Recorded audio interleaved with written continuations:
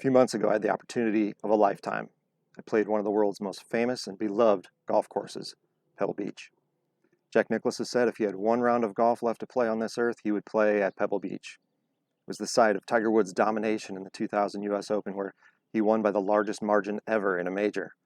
And it has what is usually regarded as the most photographed golf hole in the world, the tiny par 3 seventh that juts directly out into the ocean. It's a very special place.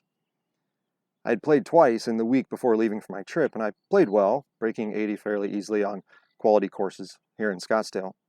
I began having visions of possibly matching those scores, and this was my chance to prove myself on a difficult course, the same ones legends play on. I was ready. And then I wasn't. Out of the blue, after never being a problem for me before, on this one special day where I desperately wanted everything to go right, I got the shanks. The shanks are so feared in the golf world that the word shanks is often forbidden anywhere near a course. It's like an infectious disease. You don't know how it arrived and it can destroy you, and everyone can watch it happening. On short irons, my ball started going sideways, and I couldn't stop it. The shanks can happen for a couple different reasons, so when you're in the middle of a round, you don't know which cause to try to remedy. You could try one fix and you could make it worse. Try another and the same thing. It's an incredibly helpless feeling. My hope for shooting around 80 on that gorgeous course quickly disappeared into the wind like the sound of the crashing waves below. Bobby Jones, one of the most revered men in the history of sports, not only for his excellence as a golfer, but for his gentlemanly nature and sportsmanship, once said, "Golf is assuredly a mystifying game. It would seem that if a person has hit a golf ball correctly 1,000 times, he should be able to duplicate the performance at will. But such is certainly not the case."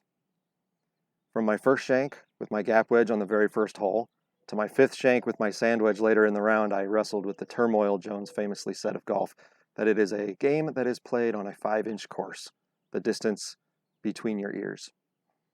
Because when you're on the course, you can't just quit, especially after forking over the kind of money I did and the once-in-a-lifetime shot that I had of ever getting on the course in the first place.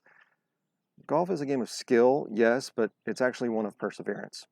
You have to solve the problem of every course you play, on every hole you play, on every shot you play.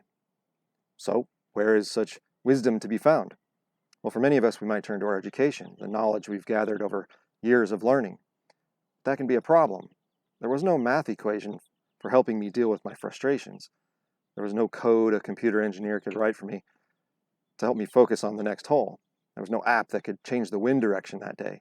The moisture on the greens, the slope of the fairways, all the STEM knowledge in the world is useless for facing most of life's struggles, especially in the very human world of golf. But the humanities might have something different to offer. I had to change my mindset that day. I had to let go of my own goals of wanting to play well.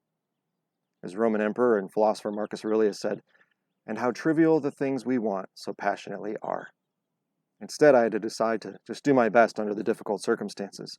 Aurelius again said, "If you're distressed by anything external, the pain is not due to the thing itself, but to your estimate of it. And this you have the power to revoke at any moment." Psychologist and Holocaust survivor Viktor Frankl later agreed. He said the last of human freedoms is the ability to choose one's attitude in a given set of circumstances. So I forced myself to choose to be happy that I had the opportunity to be outside on such a beautiful day and walk such magical grounds. I thought of the philosopher Epictetus, who said, "He is a wise man who does not grieve for the things which he has not, but rejoices for those which he has." And Aurelius again, who said, "When you arise in the morning, think what a precious privilege it is to be alive, to breathe, to think, to enjoy, to love." I had to decide not to be beholden to my anger. As America's greatest poet Walt Whitman once wrote, "Oh, while I live to be the rule of life, not a slave, to meet life as a powerful conqueror, and nothing exterior to me will ever take command of me." Yes, I had pretty much ruined one of the best days of my life by playing so poorly. As psychologist Alfred Adler reminds us, to be human means to feel inferior.